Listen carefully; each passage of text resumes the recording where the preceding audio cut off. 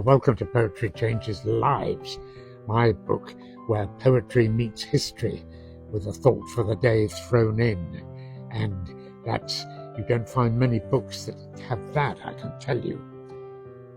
Well, on this day in 1920, the author and academic Isaac Asimov was born. His name is synonymous with science fiction, apart from anything else. He was a brilliant man, a thinker, and a leading sci-fi writer.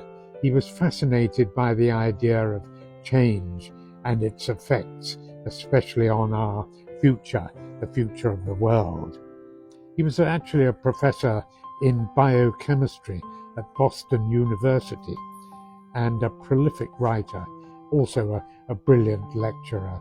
He wrote many textbooks on history and biochemistry, as well as many science fiction books. He loved to put a sci-fi slant on anything, including poetry. And he was a great poetry lover, in fact. Here is a poem that he called the most remarkable example of science fiction poetry that has been ever written.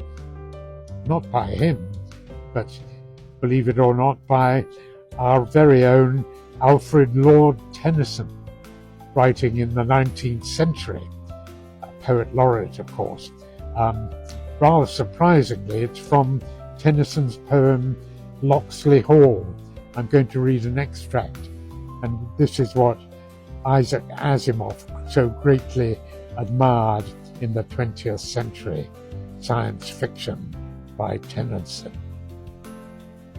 For I dipped into the future as a human, far as human eye could see, saw the vision of the world and all the wonder that could be, saw the heavens fill with commerce, argosies of magic sails, pilots of the purple twilight, dropping down with costly bales, heard the heaven fill with shouting, and there rained a ghastly dew from the nation's airy navies, grappling in the central blue.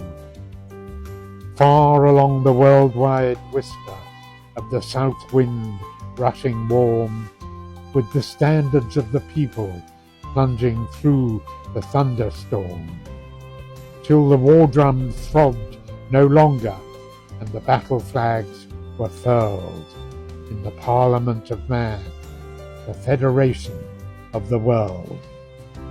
It's amazing imagery by Tennyson of aerial combat and magic sails, nations' airy navies grappling in the sky.